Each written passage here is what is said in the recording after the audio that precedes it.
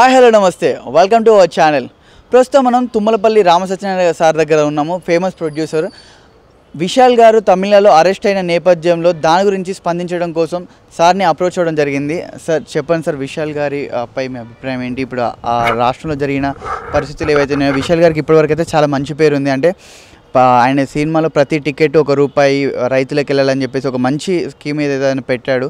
అలాంటి అతనిపై ఇలా ఎలిగేషన్స్ రావడం ఇవన్నీ మీకు ఎలా అనిపిస్తుంది సార్?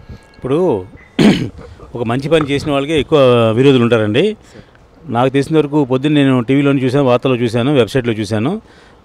విశాల్ గారు నిన్న ఆఫీస్కి వచ్చి వాళ్ళు ఏదో లాక్ చేశారని, ఆ తర్వాత రేపు ఇవాళ మార్నింగే విశాల్ షూటింగ్ నుంచి వచ్చి ఆఫీస్ దగ్గరికి వచ్చి అంత ప్రాపర్టీ ఉన్న దాన్ని ఎవరో తాళం వేయవలసిన అవసరం ఎవరికి లేదు, అది సంబంధం లేదని చెప్పేసి ఆయన తాళం పగలకొడిపోతే పోలీసులు వచ్చి అతన్ని అరెస్ట్ చేశారని తెలిసింది. అయితే ఆ అరెస్టులు ఎన్ని పెద్ద నథింగ్ అని ఏం లేదు. కానీ విశాల్ రియల్ హీరో కాదు, రియల్ హీరో అతను. ఎందుకంటే నాకు తెలిసిన తెలుగోడు తమిళనాడు వెళ్ళి అక్కడ రాజ్యం వెళ్తున్నాడని ఒక చిన్న ఈర్ష్యాభావం మిగతా వాళ్ళు ఉంటుంది. రెండోది ఏంటంటే, ఒక కార్యక్రమం చేస్తున్నప్పుడు దాంట్లో సగం మందికి నచ్చచ్చు, సగం మంది నచ్చపోవచ్చు. అతను ఫండ్ డెవలప్మెంట్ కోసం ఇళయరాజాతో 8 కోట్ల బడ్జెట్లో ఏదో ప్లాన్ చేస్తున్నారని, అదేమో ఆ ఫండ్ దానికి మన సంస్థ కోసం చేస్తున్నారని చెప్పి తెలిసింది నాకు. అలాంటి వాటిలో అభిప్రాయ భేదాలు ఉన్నటువంటి మిగతా మెంబర్స్ అందరూ కూడా ఇలాంటి యాక్షన్ తీసుకున్నారు. ఇప్పుడు ఒక రాజకీయ నాయకుడైనా, ఒక సినిమా నాయకుడైనా, లేకపోతే ఒక సంస్థ నాయకుడైనా 10 ప్రవేశపెడతారు 10 ఎజెండాతోటి. దాంట్లో 4, 5, 6, 7 చేయగలుగుతారు, 8 చేయగలుగుతారు, వరుసగా చేస్తారు రేమున్నప్పుడు. అంతేగాని కొన్ని కోరికలు తీర్చలేదు, కొన్ని వ్యవహారాలు పూర్తి చేయలేదు అని చెప్పి చేశారు. వీళ్ళందరూ సంబంధించిన బట్టి ఆయన ప్రెసిడెంట్ అయ్యాడు. ప్రెసిడెంట్ అయిన తర్వాత ఆయనకు టైం ఇచ్చి చేసుకోవాలి తప్ప ఫ్రాడ్ చేసాడు అనేది మాత్రం 100% నేను నమ్మట్లే, తప్పది. ఎందుకంటే అతను హీరోగా సినిమాకి 4 కోట్లు 5 కోట్లు తీసుకునే దమ్మున్న వ్యక్తి ఏదో 8 కోట్లు ఫ్రాడ్ చేశాడని చెప్పేసి నేను దీంట్లో వెబ్సైట్లో చూశాను. అదంతా రాంగు. ఈ వెబ్సైట్లు పెట్టేది కానీ లేదంటే ఛానల్స్ చూపించేది కూడా అంత కరెక్ట్ కాదు. అది నిజాలు నిర్భయంగా బయటకు వస్తాయి. కానీ విశాల్ అయితే జెంటిల్మెన్, నాకు తెలిసిన వరకు రియల్ హీరో అతను.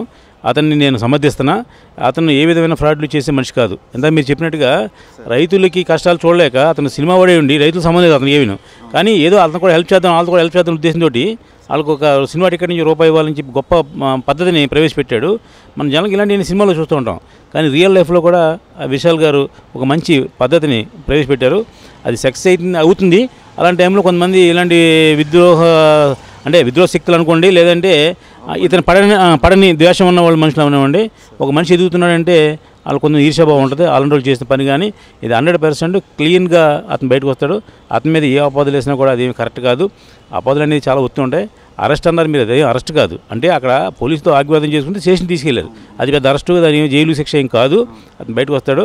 రేపు మార్నింగ్ మళ్ళీ ఇదే న్యూస్లో మీకు చెప్తాం. అతను గ్యారంటీగా అతను ఏ విధంగా చేయలేదని, మిస్టర్ క్లీన్ అని వాళ్ళే ఒప్పుకుని వాళ్ళు మళ్ళీ మీడియా ముందుకు వచ్చి సరెండర్ అవుతారు. సార్, మళ్ళీ ఒక ఫేమస్ ప్రొడ్యూసర్గా చాలా సినిమాలు తీసి ఎంతోమందికి ఉపాధి కల్పించారు మీరు. ఎంతోమందికి ఇండస్ట్రీలో ఒక లైఫ్ని ఇచ్చారు మీరు. అందరికీ మీరు ఒక దేవుడిగా కూడా చూస్తారు కొంతమంది మిమ్మల్ని ఇష్టపడే వాళ్ళు.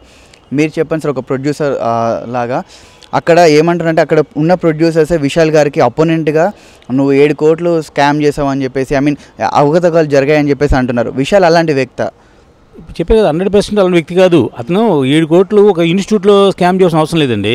అతని సినిమాకి 4 కోట్లు 5 కోట్ల కెపాసిటీ ఉన్న హీరో ఒక సినిమా యాక్ట్ చేస్తే అతనికి 5 కోట్లు వస్తుంది. అలాంటి వాటి ఇలాంటి పనులు చేయడు. 100% అది తప్పది. అది కావాలని చెప్పేసి ద్వేషంతో ఉన్నటువంటి మిగతా వాళ్ళు పుట్టించిన పుకార్లు తప్ప అదేమీ కాదు. అతను కూడా చెప్పాడు కదా, అకౌంట్లన్నీ జనరల్ బాడీలో నేను తెలుస్తాను, నాకేం ఇబ్బంది లేదని చెప్పాడు కదా. అది భయపడేవాడును, మోసం చేసాడు కాదు. పైగా 7 కోట్లు 6 కోట్లు దుబ్బేటికి ఇదేం డబ్బు క్యాష్ బిజినెస్ కాదండి. ఇది ఇన్స్టిట్యూట్లో అన్ని ప్రతిదీ చెక్ ఉంటుంది. ఒక 10,000 ఎవరికైనా డొనేషన్ ఇవ్వాలన్నా 10,000 ఖర్చు పెట్టాలన్నా కూడా జనరల్ బాడీ మీటింగ్లో పర్మిషన్ తీసుకుని ఇవ్వాలి, ప్లస్ చెక్ ద్వారా ఇస్తారు. అలాంటి ఫ్రాడ్లు జరగవు. ఇది కావాలని బోకస్గా ఆయన్ని ఆలర్ చేయడం కోసం. పైగా అతను తెలుగోడు తమిళ్లో రాజ్యం వెళ్తామంటే కొంచెం ఇబ్బందిగా ఉంటుంది వాళ్ళకి. అందువల్ల అలాంటి వాళ్ళు చేసిన పని తప్ప ఇదేమి కాదు. 100% ఈజ్ మిస్టర్ క్లీన్. 100% మిస్టర్ క్లీన్గా బయటకు వస్తారు కూడా. ఖచ్చితంగా రావాలి మేము కూడా. చాలా థ్యాంక్స్ సార్, మీరు వాల్యుబుల్ టైంని కేటాయించి మీరు ఒక హీరోకి సపోర్ట్గా నిలబడడం, ఒక ప్రొడ్యూసర్గా నిలబడడం మా అందరికీ చాలా హ్యాపీగా ఉంది. ఇలాగే మీరు ఇంకా చాలామందికి ఉపాధి కల్పించాలని మనస్ఫూర్తిగా కోరుకుంటున్నాం.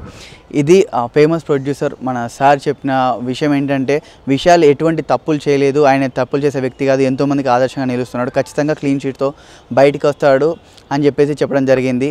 మా వీడియో కనుక మీకు నచ్చినట్లయితే లైక్ చేయండి, షేర్ చేయండి. మరిన్ని ఇంట్రెస్టింగ్ వీడియోస్ కోసం మా ఛానల్ని సబ్స్క్రైబ్ చేసుకోండి. Thank you.